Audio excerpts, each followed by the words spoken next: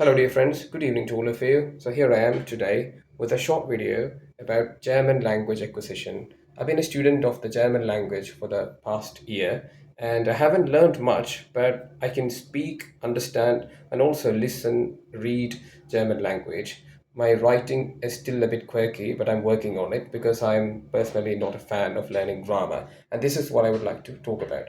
German language is infamous for its hard language, or rather, difficult grammar or language learning perspective in general categorizes German as one of the hardest languages of the world, though it is not that hard. Okay, if you're a speaker or regular user of English language, I think German is going to be a bit difficult for you in the first phase, but as you move on, it might get easier with your immersion working for you. But for those guys who are highly reliant on grammatical methods like problem solving, doing homeworks on a daily basis, trying to make sense of accusative, dative, and other cases and word orders and things like that, uh, German language learning could be a bit tricky. So I would explain why, because I've already uploaded a somewhat long video related to my own experience with respect to German language learning. But this video is not going to be that. It's mostly like a suggestion on how to improve your German comprehension with respect to listening, reading, which is lesen, hören, and also sprechen or speaking. So how can we improve that? There are so many videos out there, even uploaded by German native people who are also teachers of the German language, mostly offering very useful tips, which I'm reliant on. But here I am as an Indian German learner, some tips which we can use in order to improve our German learning. First one, we need to immerse ourselves in the language. That's the most important thing. We need to surround ourselves with all different kinds of German speeches.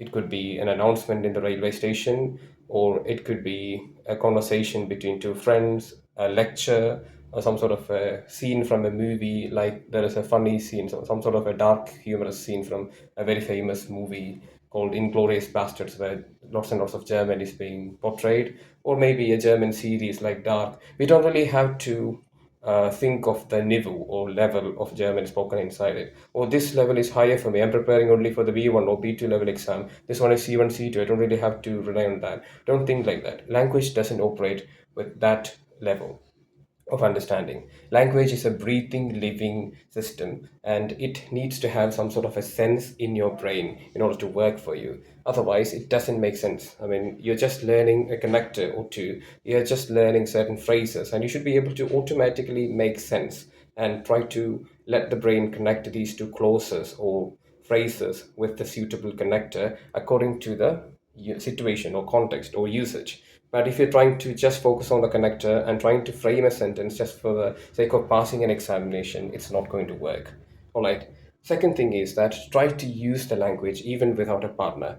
Most of the students, even my peers, complain that when they try to learn a foreign language, even the language which is not really spoken in their state, in India, we have a multilingual system. Most of the states are formed on the basis of languages. Okay, so for example, Kannada is a language which is spoken in the neighboring state, Karnataka, whereas our state, or my uh, Heimatland or motherland state, is mostly based on the Malayalam language. And for someone who is trying to learn Kannada, who is reliant on social media, YouTube videos, or some other online courses or something, might, for example, complain that they don't really have any partner to speak Kannada with, and therefore it's extremely difficult.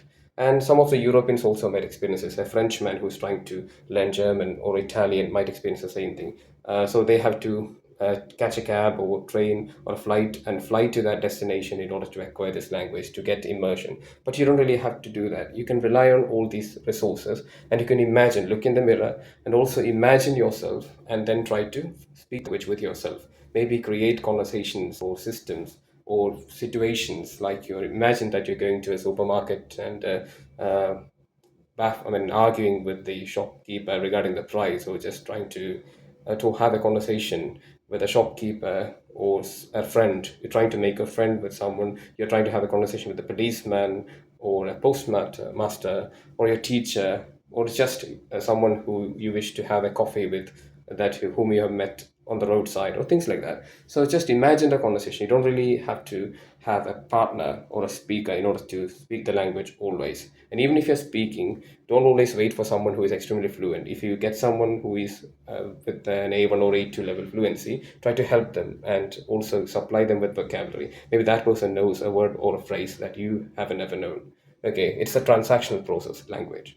Then, thirdly, don't rely heavily on grammatical exercises only, because some people think of language classes or language learning just like mathematics. It's just simply their brain is wired in that way, and some people are naturally drawn towards languages. I'm not trying to praise myself, but still, I think of myself as someone who is linguistically active in my brain, because I know for a fact that I'm not really mathematically active. If you give me a mathematical problem and teach me all the steps in order to solve that particular problem using a set of formulas, I would always end up with the wrong answer. Even I would sweat by sitting there because I cannot solve that. I'm almost sure. But if you give me an idiom or a phrasal verb or ask me to use it to construct a sentence, I could quickly, or compared to the previous mathematic exercise, I think I could acquire it much faster or in a better sense. So I think for those people who are wired like me, they can pick up any language faster. They can take a connector, or they don't really have to think in terms of fill in the blanks. So if they're offered a textbook way of learning a language, like giving them a couple of grammatical rules or the pronouns in a chart and then asking them to connect and construct sentences, it doesn't really work for them. It never worked for me. That's what I found odd about the German classes that I attended. So I had to drop out of it and then find my own way. And now I think that even with grammatic mistakes, I could confidently talk to a German speaker within the A2 B1 or even early B2 level, I guess, because I am not really confident. And I do make a lot of basic grammar mistake with respect to German, but I'm mostly focusing on acquiring whole phrases or using the chunks method in order to acquire German language as language. Because even if a sentence is constructed and it makes sense for you, it doesn't really necessarily mean that it is the way in which the actual native person speaks it. I am actually trying to communicate using the language, not just learn the language, not just try to make sense of the language, but try to pick up the whole language as a breathing system so that I could use it as a tool to communicate with the natives. Because German is not really spoken here in India except for a few cases, maybe in some Sprachschule or something. So I think German can be spoken easily. So if you apply this method, I think you can easily read and sometimes hear or listen German conversations and understand, make sense, make out what it means, or in some extreme cases, speak in German. Maybe not deliver a wholehearted speech like what I'm doing now in English. Maybe you'll get there within 1.5 year, or maybe in a gap of 7 to 8 months of consistent practice, speaking with yourself, looking in the mirror, speaking with oneself, or doing basic activities. I mean, many of the activities and things like that. And then you can confidently join a speaking group and have conversations with other learners there, or you find out a partner with whom you can create situations and do gemeinsam planen. So then, conversations and things like that. So, employing or basically applying these methods could improve your Sprachkenntnisse or your language knowledge. And I think it's pretty easier for you to speak German. So, danke schön. Und ich hoffe, dass du kannst deine Sprachkenntnisse verbessern auf Deutsch. Und ja, ich wünsche euch eine schöne Sprachlernen auch. Und Dankeschön. Ich kenne keine mehr Wirtschaft auf Deutsch und mehr Grammatik auf Deutsch auf, aber heute möchte ich über Deutsch lernen etwas sprechen und ich habe ein bisschen Problem damit auch, aber ja, ich bin confident.